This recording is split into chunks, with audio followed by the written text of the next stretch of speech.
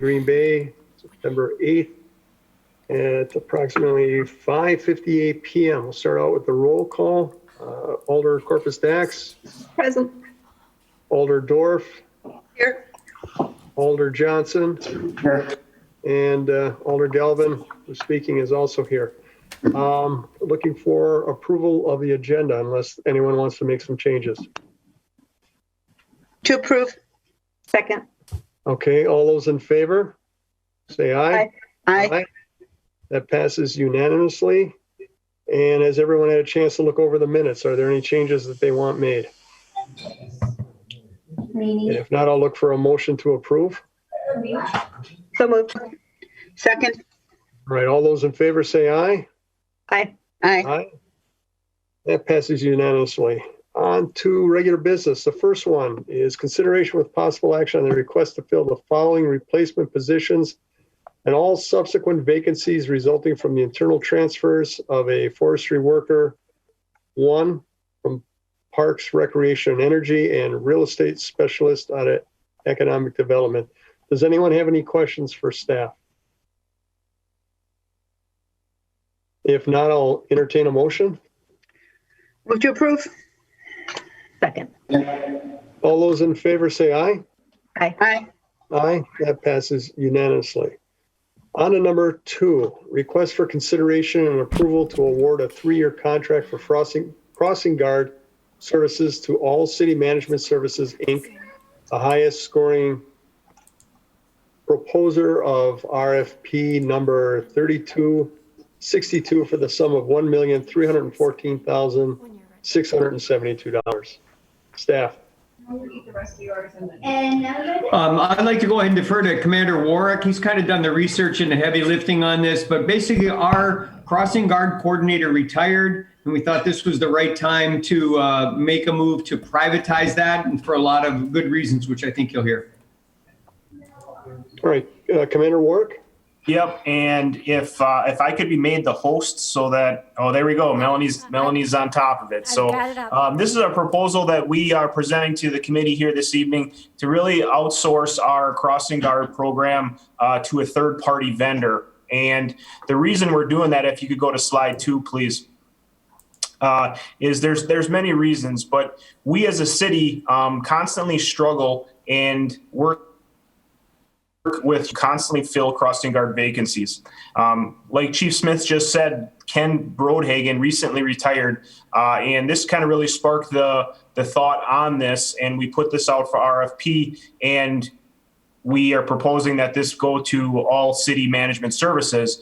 But we want to tell you why, and the purpose and behind the police department is because we struggle filling the vacancies. We usually go into a season. School in Green Bay is all virtual right now, but if school was in session in a normal year, we would be going into the school year probably 4 or 5 crossing guards short. That's just because people are not applying. People are out in the community just doing their thing, and we have to backfill that with community service officers or police officers at the last resort. Also, that takes a considerable amount of time because one, we're always short, and there is a high turnover from year to year of crossing guards that want to do that throughout the city at the intersections. We're also looking as a department of how we can save money for the city and really have a cost savings, which we'll get to here in a minute. But the workers' comp claims that we've experienced, and you'll see on this slide that last year was $90,000 in 2019. We don't want that to occur in 2020. And average year in a 10-year dollars. So when we're looking at the benefits for the city, the crossing guard administrator had recently retired, so we're saving him. He's about 15 to 20 hours a week. And you'll see that momentarily. The amount of time, and I think that's where we're going to save our most amount of money as a city, is the amount of staff time, whether it's within the police department trying to find vacancies or filling those vacancies, having human resources really be proactive and try and find crossing guards, do the application process, and really vet those people for the city. Now, we have a high turnover rate, and that plays into the formula here. And the reason why we want to outsource that is because our third-party vendor, our proposal who won the bid, could be taking over those duties, which then will free up some of our time internally and human resources time to fill those vacancies, which usually takes about 6 to 8 weeks to fill. Melanie, have I missed anything from the human resources side? No, other than I just want to piggyback on that turnover rate of 16%. That's relatively high. You know, your industry standard for entry-level positions, you want to keep that at 10% or lower.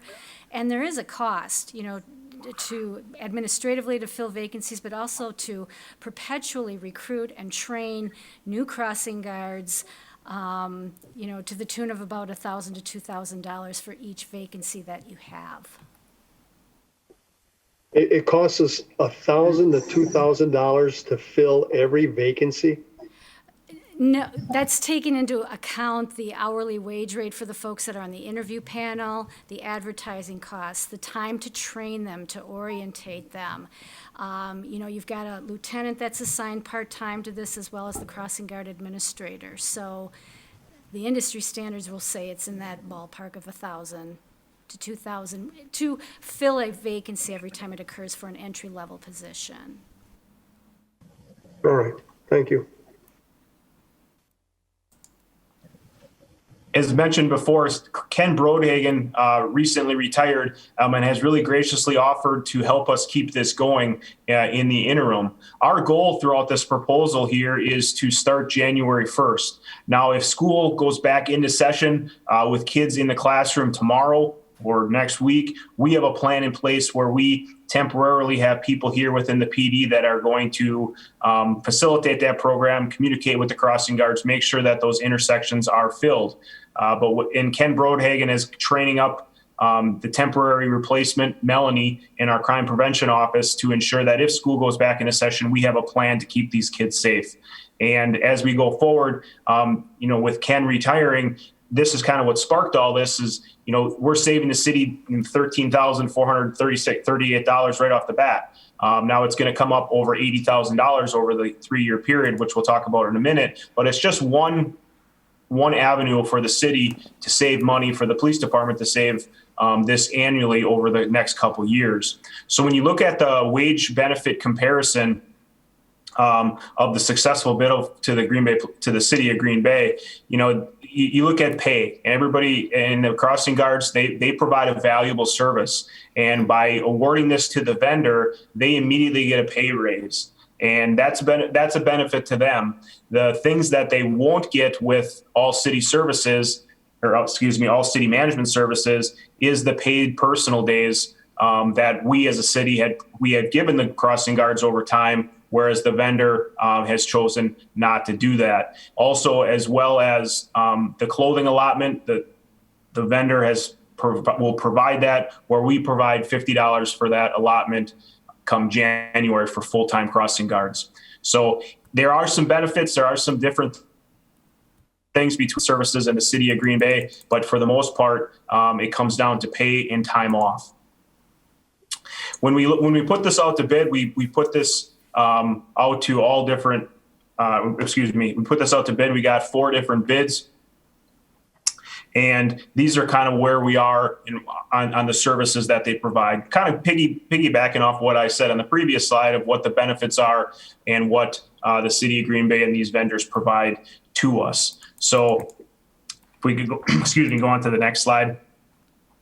So if we're looking at costs, and I'll defer to Melanie here in a moment, is the city of Green Bay in the first year annually pays $457,000.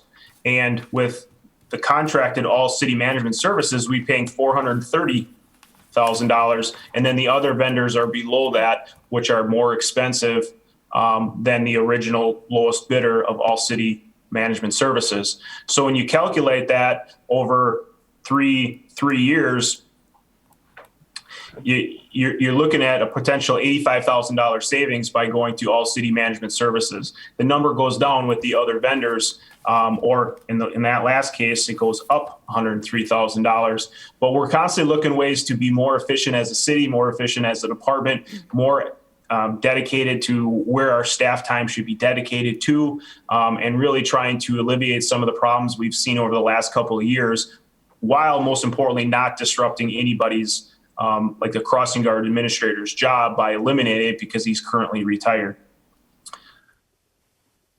So in closing, it is the city's proposal or the police department's proposal to really propose that we think that awarding the bid to all city management services will help the city efficiently, help them financially, and really kind of help staff time reallocate their time where it'd be tied up trying to find crossing guards in the future.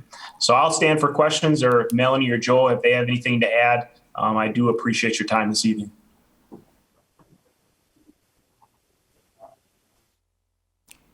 Could we have the full screen of the Zoom screen back? Yep. All right, there we go. Does staff have any more comments to make on this? Okay, if not, I see Alder Johnson, but I just have a quick question for Commander Warwick.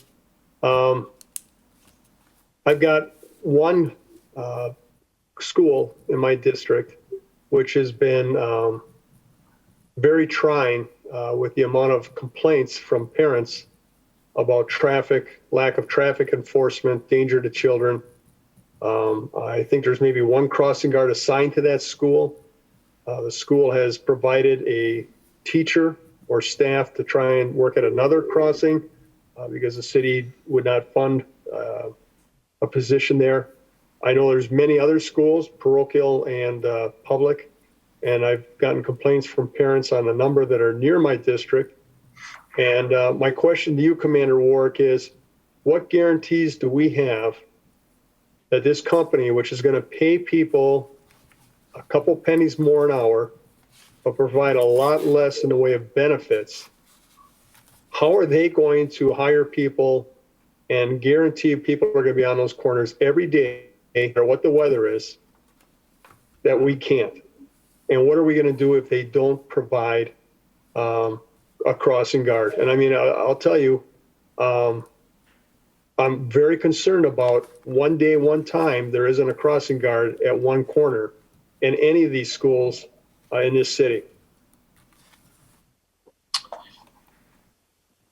To answer your question, you know, the way that we propose this to the vendor is they have to be at the designated locations that were in the RFP. And if they're not at those designated locations, they said then they're not abiding by their contract. And I think we got bigger issues there. We're going to have big issues. And who's going to get to that corner in time for those children to be crossed safely if that happens? Well, my understanding is that they've reassured us that they will staff those corners. Okay. And Commander Warwick, please correct me if I'm wrong here.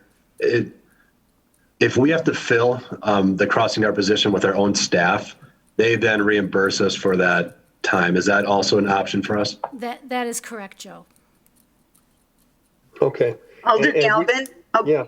Sorry, to piggyback, to make your question even further, the city would train the teachers. They would allow the teachers to come in for free training because we couldn't afford enough crossing guards. So will this company also be willing to train teachers to take those positions that we can't afford to cover with crossing guards? And was that discussed? Yes, that was discussed when we had presented this to Chris Collar at the Green Bay Area School District. He had that same question, and we were advised and that we were told that they would train the people, the teachers, so that they could be the additional crossing guards. And we'll ensure that that does happen because you're right, there's more intersections than crossing guards, and we have that problem at present day. Thank you. All right. Alder Johnson, I'm sorry if I kind of went on too long there. Thank you, Alder Galvin. Commander Warwick or Chief Smith, either one, for someone maybe who hasn't been around as long as others, could you give me a little bit of a history lesson on how the city came into ownership of the responsibility for this particular service? I actually could give you that history from the school district, but go right ahead, guys. You weren't around, but I was.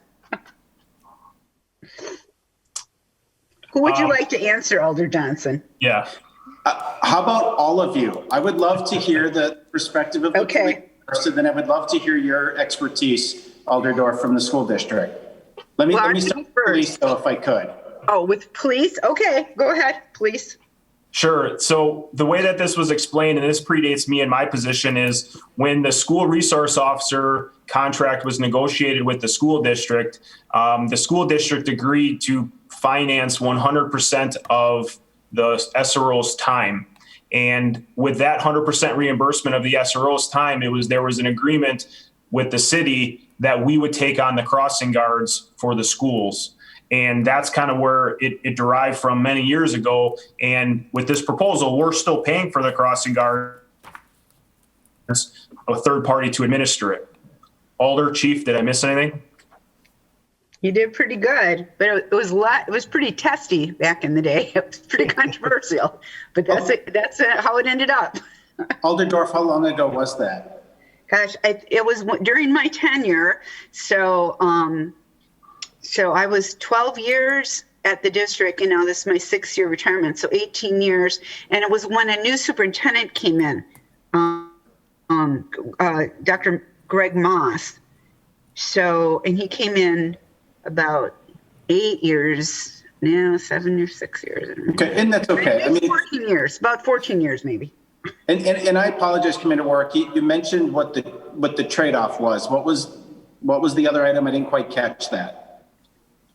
We pay for the crossing guards. They pay for the school resource officers. Okay, got it. And how much currently does the school district pay or reimburse us for those school resource officers? Do we know that? I would say it's probably just over $1 million because there's 11 officers in the schools. Give or take, this $100,000 with fringe. It's probably 1.1, 1.2, but I would defer to Joe and Melanie on that. And that's okay. It doesn't have to be exact. So when this agreement was first struck, I mean, I assume this was just a handshake agreement. Is there a memorandum of understanding or any? No, there is definitely in writing. It was in writing. Okay. And so when it was put in writing and initially launched, was it meant to be like a dollar for dollar exchange? Or is it just a service for service? It was going to cost the school district far more to employ the SROs than the crossing guards. So the city got the better deal. Okay. And the reason I like that. I mean, and I don't mind the idea of the privatization, but the reason I'm bringing it up, of course, is I think anytime you've got a $1.5 million expense on your plate, I think it makes sense for all of us to understand how we got here. So when we look at schools that are outside of the city limits, and I think we've got a couple, are we also paying for crossing guards in those places? I would have to look at the RFP because the RFP's got the intersections in it. Maybe Joe and Melanie know the answer to that question, but we are providing the same intersections that we provided last year and the years prior would be the same going forward with this proposal.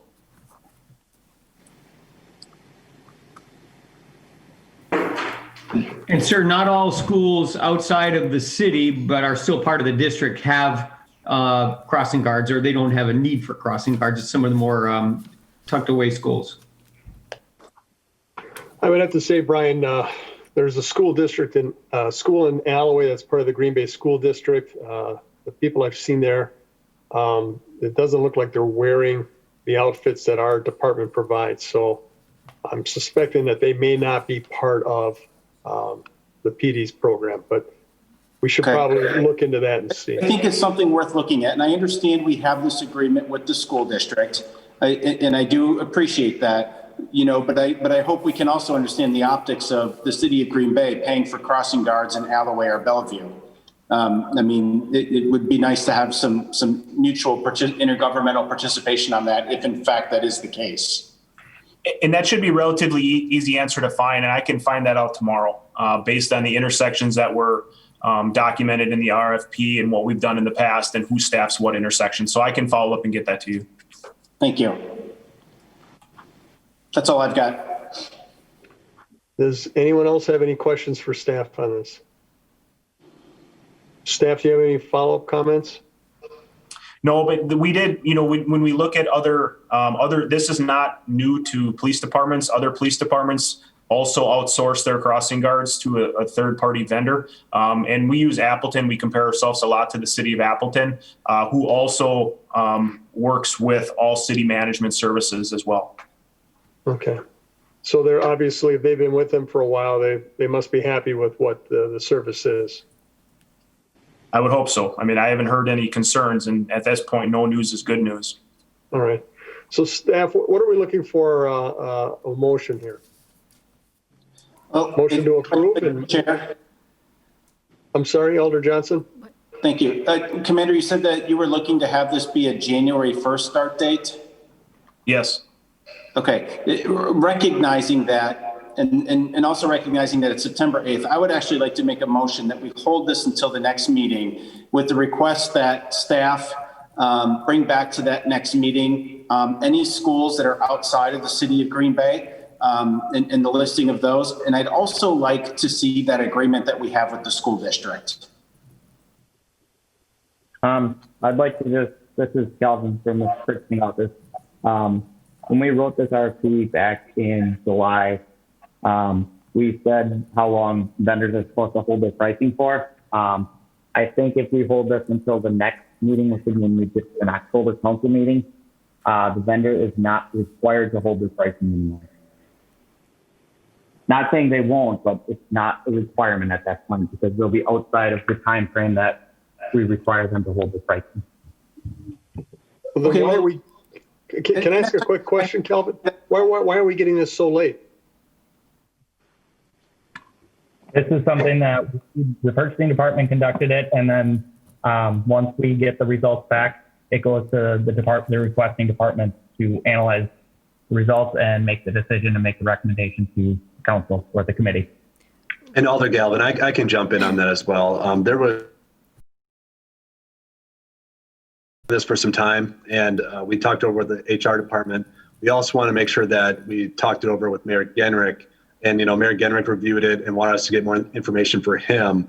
And that's what I think kind of sets back a little bit. But I mean, it was just, it was a timing issue with the information getting to Mayor Genrich and also information getting to the school district to make sure that they're aware that we're going to go outside with us as well. And that they're on board that we are doing this. Right. And Director Falls, we also wanted to notify as many of the crossing guards that we could.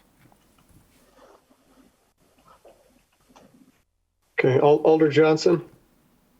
Okay, I appreciate that explanation, but I think at the end of the day, we're the body that has to make the decision. So, and we're the ones being given the shortest window to make the decision. So if there's one recommendation I would make is that somehow we find a way to get this information to us. So that way, if we do need to hold or gather more information, we have the ability to do that. Now that said, I certainly don't want to put the city in a bad position if we, if there's the potential to term out this quote. For Commander Warwick, do you think that you can gather that information and have that be part of the September 15th council packet?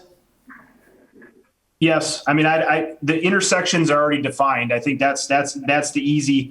The agreement that you referenced, I'm going to have to do some archiving and contact the school district on that. I've never seen that. I've only been told that that's the way that was negotiated. And maybe Alder Dorf could guide me and show me where I could find that. I could probably help you contact the correct person to find it. I know that there's Weequahic, there's Weequahic, McAuliffe, Webster, and Langlade. Yeah. And are those just, I think those are the four, if I'm not missing one. I mean, Weequahic doesn't have crossing guards, so it would be Webster does, Langley does. I don't know if they're ours. McAuliffe probably does because there are walkers to McAuliffe. So those three, I don't know though. Are they? We don't have jurisdictions. So I don't know how they come. Yeah. I don't know, but we have to find that out. So yes, Kevin, I will text you some names of who you need to ask. Okay. Sounds great.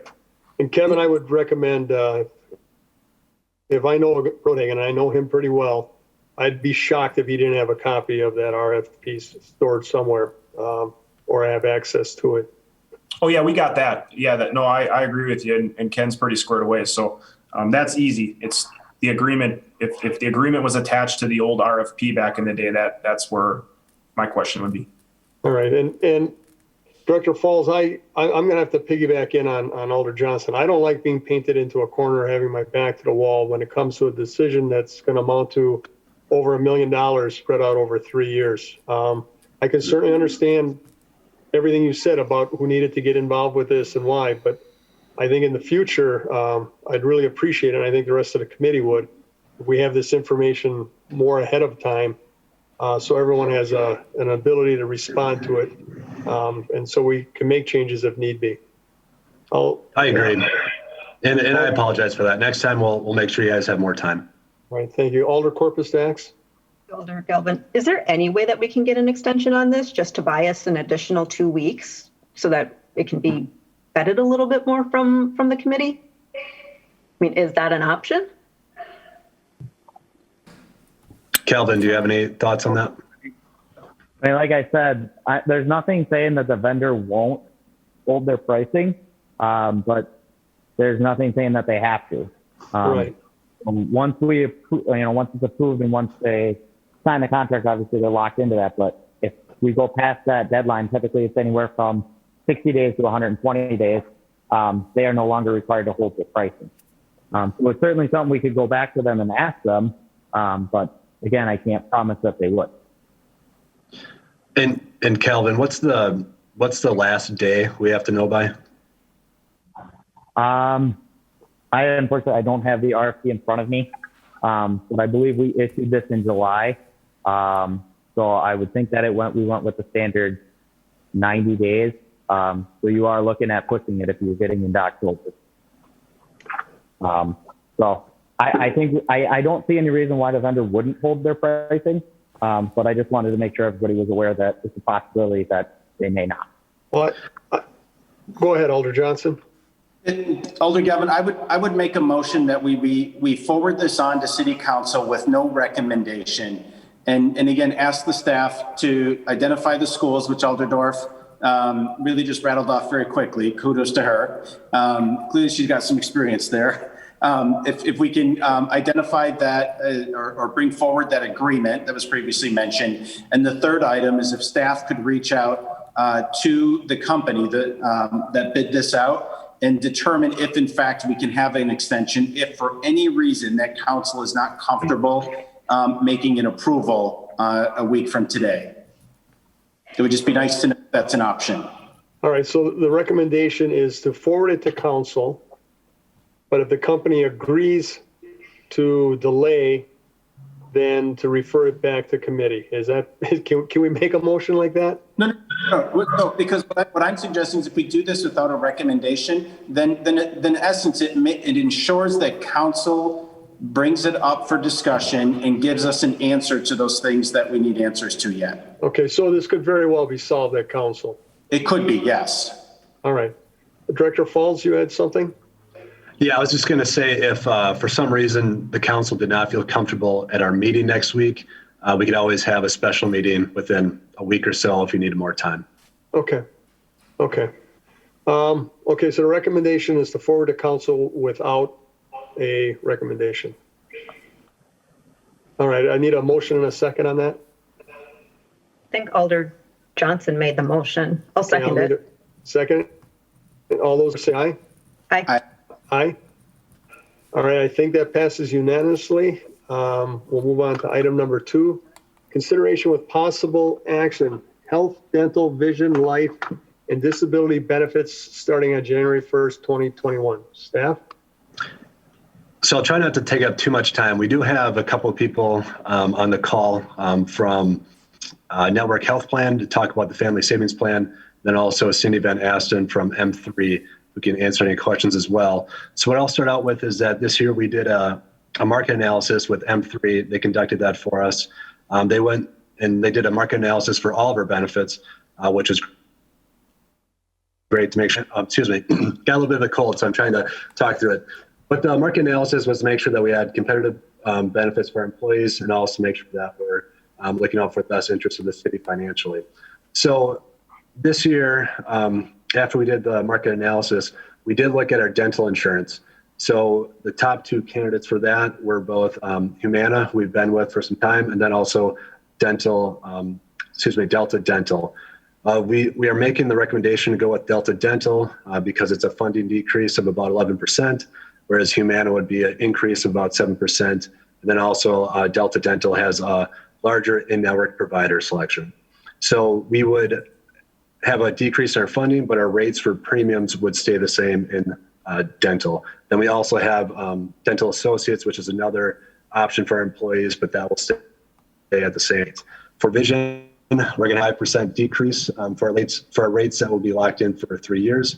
And then with life and disability insurance, we're recommending to move to the standard. It's a similar plan with additional benefits, and then they have a 3-year rate, which is going to be, a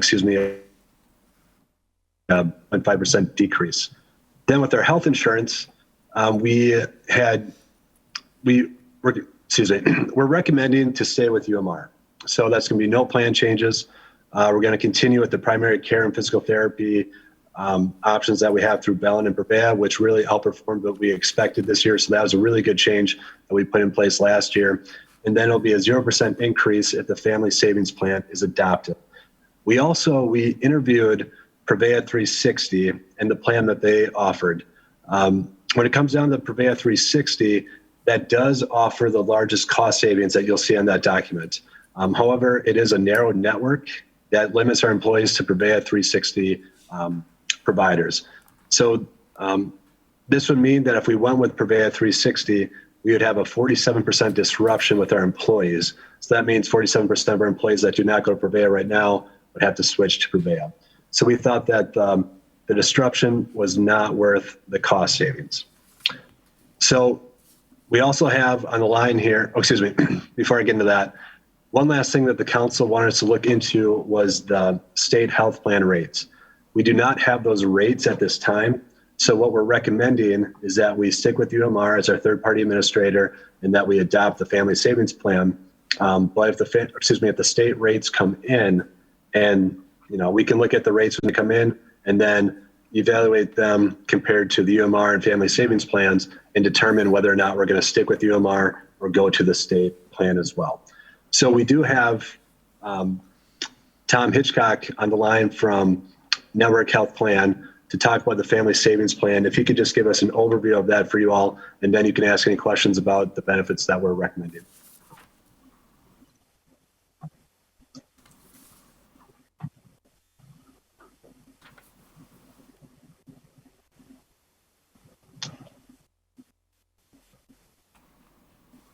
I'm not sure if Tom's there right now.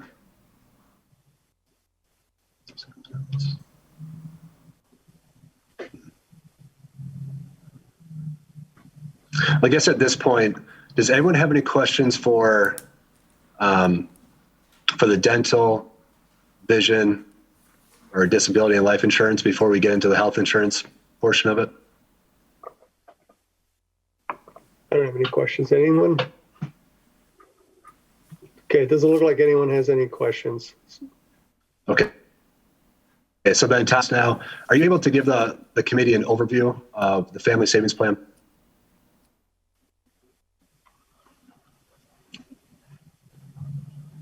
He's muted yet.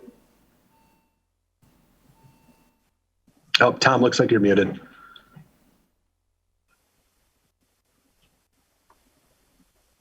There we go. Can you hear me now? Yes. Yes, we can. Oh, thank you.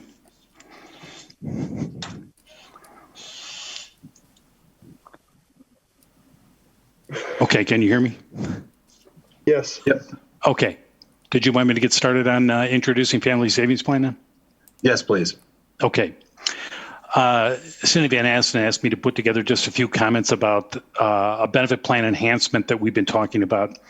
And it's primarily a program that's established a benefit for those people that have access to other coverage other than the city's plan. So the concept is, so often, the city of Green Bay has a lot of people that take the coverage. because again, whether it's the affordability or the level of benefits, what this benefit plan does is levels a playing field for those people that would take access to the other health plan coverage. So the concept would be, for example, if you've got an employee that selects your coverage today, but has a spouse that's employed, and through that spouse's employer has access to other coverage. What we're proposing is that spouse would then take advantage of that coverage. What they would do is transition coverage from the City of Green Bay's program and take that plan. The benefit to them for doing that would be that spouse would then pick up, instead of having health coverage through the city, they would participate in the family savings plan through the city, which provides a pre-tax reimbursement for all of the deductibles, all the co-payments, and all the co-insurance of that spouse's coverage. Then as a secondary election, that employee and any dependents that they've got covered could also participate by moving over and transitioning to the spouse's health insurance program, and then would again be eligible for the pre-tax reimbursement for all of their deductibles, all of their co-payments, and all their co-insurance. So it's a benefit plan enhancement that also is a wonderful risk mitigation tool for the city. This program's a win-win because what it does, again, by providing a reimbursement benefit, the out-of-pocket expense that they would have, you're basically paying a variable expense, and you're trading it for the total expense that you've got when they participate in the city's health plan. So when we take a look and say for projection purposes of the savings estimate that we put together, when we take a look at every, for example, in this case, Joe, if I pick on you, go ahead. If your spouse moves over to her employer's plan, right today, you're paying somewhere between $6,200 to $7,000 for single coverage. So you could say, well, now by providing deductibles, co-payments, and reimbursement, you're absorbing some of that expense, but your net savings is rather significant for everybody that transitions off the plan. That plan gets even more attractive when you can move now instead of just a single coverage. Let's say we move the whole family. The $17,000 that the city's paying for, in a sense, COBRA equivalents for that family coverage, that would be the gross savings. And the expense to the city would be any deductibles, any co-payments, and any co-insurance that you and your family members would incur.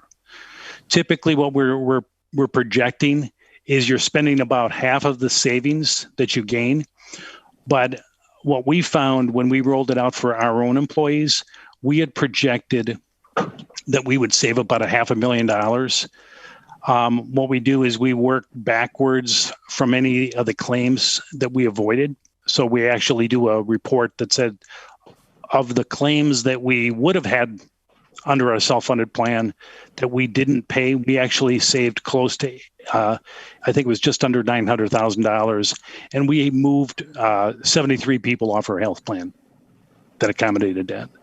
So every employer is going to be a little bit different, but the intrigue for you as a municipality is, again, it's a way to provide a really intriguing benefit plan enhancement, yet at the same standpoint, you'll be able to save a significant amount of money. I was hoping that maybe, I know you had a number of questions that were coming up that we provided some answers to. Would it be helpful if I went through some questions that we had, or how would you like the format to? Well, I guess maybe let's start with, does the committee have any general questions right now? And that might kind of dovetail into the questions. Alder Johnson. Thank you, Chair. Just one question for you. Do you have any type of prevailing data that might suggest, on average, an organization, you might see 10% of its people leave its plan? Do you have any kind of data like that? Yeah, I think what we've done is we put together a variety of scenarios for the city. And probably our rule of thumb is when we take a look at the numbers of people that have either employee plus spouse coverage, or family coverage, we target about 20% of those that have coverage, or excuse me, that are taking the city's coverage now, would be able to have access to other coverage outside of the city.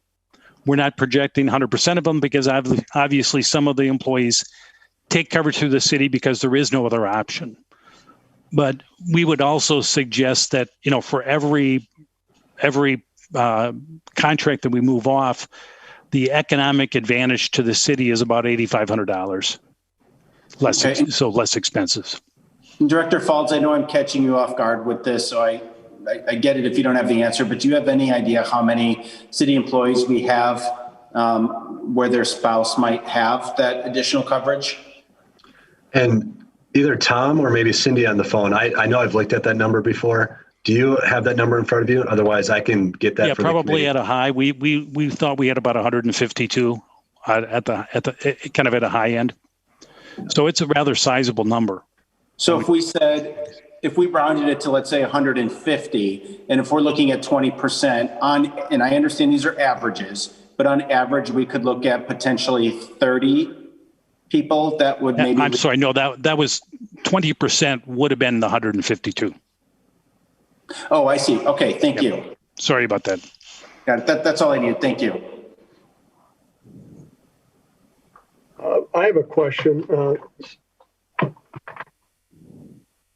What happens? We can't be the first organization to basically try and get our employees to get off of our insurance and stick it to their spouse's insurance. I'm sure we're not the first ones to think of this. What happens? Can a company, could we refuse to allow employees or their spouses to do this? Yeah, I think there's a lot of employers that are always looking for opportunities to say, should we look at things differently? But I would say right now, there's a number of or a variety of different approaches to this. Certainly some employers would say, if you have access to other health coverage, you could insert a surcharge. So oftentimes people would say, if you've got access to other coverage and you don't take it, you're going to contribute more. Okay. So in one sense, that's a disincentive.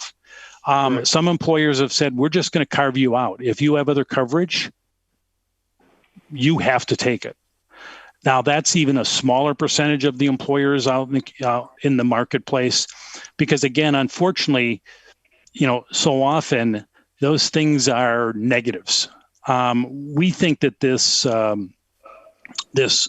approach is a more positive approach, right, by providing an incentive to, again, encourage people to take advantage and level the playing field to take access to that other coverage. I think so. I think for the employee, this is a pretty nice offer, to be honest. We have damn good insurance for our city employees, no doubt. Yep. But I think this is a huge incentive for those who are blessed enough to have a spouse that has insurance. I just want to make sure somehow this doesn't come back and bite us or bite those employees in the tail end.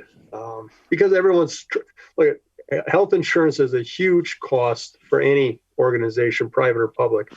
And it's the real thing that everyone struggles with how to maintain that for their employees. So I can't find anything wrong with this proposal. It makes sense for the city overall.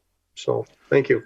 Well, and I think it not only makes sense for the city, but also for the plan members. When you think about anybody Absolutely. That has more significant healthcare issues, this is a fantastic benefit, because you think about what they gain out of this, versus, again, having to increase premiums or increase out of pocket. This is a pretty positive benefit program. Right. Because what is the city for a family, Joe? Maybe you might know, or Melanie might know, but if an employee did have to hit the maximum for copay and out-of-pocket expenses, it's close to $10,000, isn't it? Yeah, I'm bringing that up right now. The out-of-pocket for in-network is $9,000 for family and $4,500 for single. And so the city is going to cover this $9,000 is my understanding. So what's going to happen is the spouse, and it could be the employee, spouse, independents, would be on the spouse's insurance. Okay. So we don't, yep. So that out of pocket up to the ACA maximum. Right. So if the spouses was 9,000, we're covering that? That's correct. Well, and I know people that have a savings account earmarked for that, and that's a lot of money that potentially they can use for other things than having to have sit there. So yeah, this does sound like a good program. Thank you. Any other questions from committee members? Alder Johnson. So I'm just trying to do the math on this. And one thing that initially when I was looking at these documents, I saw if we went with Prevea, right, that's a $900,000 savings number rounded there. Of course, the downside, and I understand that, is that you may not get to choose your own doctor now. Okay, so I'm just trying to do the math on this, where we've got $900,000 potential savings to the taxpayer. However, when I reverse this and I look at this new benefit plan in front of us, and if we use averages, let's say 152 people, and it saves $8,500, that shows $1.275 million. So we end up on the right side up. But what I'm trying to figure out, just from a math perspective, is there a way for us to calculate roughly what that, again, using averages, what the cost to the city might be for the implementation of that benefit?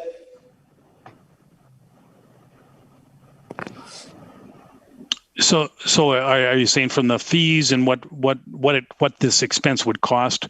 Typically, Correct. What we do is for every employer, we take a look on average. You're probably spending about 50% of the gross savings in deductible reimbursements, co-payments, premium reimbursements, any of the out-of-pocket expenses that you've had, administrative expenses and the like. So usually what we're doing is we're taking a look and saying if the gross savings was $2 million, you're going to net out $1 million on this approach. Okay, good. So when I'm looking at this, then again, let's just use 1.3 million. We'll round it up. Yep. We're only upside down at that point by a couple 100,000, which obviously is still a big number. But I think to the point of trying to minimize the disruption to the care that our employees receive, I personally would love to see us try this at least 1 year, because this is a 1 year agreement. Is that correct, Director Faulds? Is this done every year?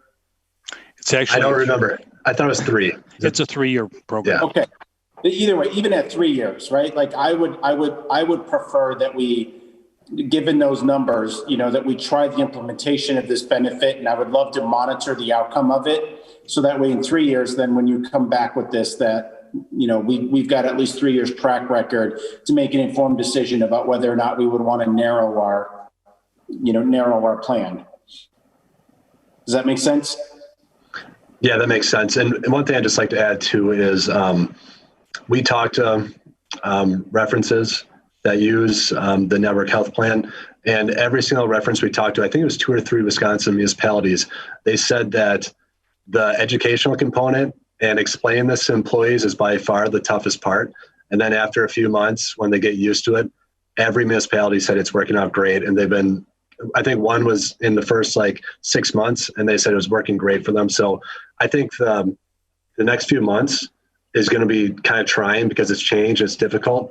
But what we've heard from other municipalities is the cities enjoyed it and the employees really did once they got used to it.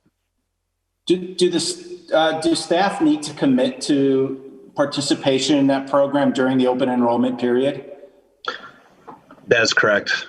So you could come to us, let's say in January, and be able to give us actual numbers of how many people opted to participate in that program? Yeah, it probably will be closer to end of January, but yeah, we can do that. Okay. I would love to see those numbers, and I understand we have to make a commitment to it before then, but I still think in the spirit of monitoring outcomes, it would be good for us to see those numbers.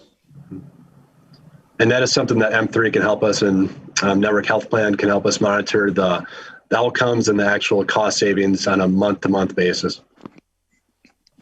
Yeah, we'll be providing a quarterly reconciliation kind of as a reminder to say, that's our claims avoidance report, where you take a look and say, okay, what were the plan participants? What did you spend out?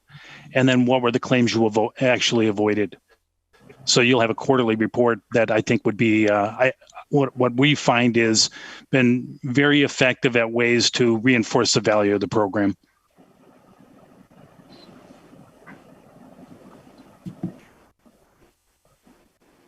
Okay. Any other questions for staff? Comments? I'll entertain a motion.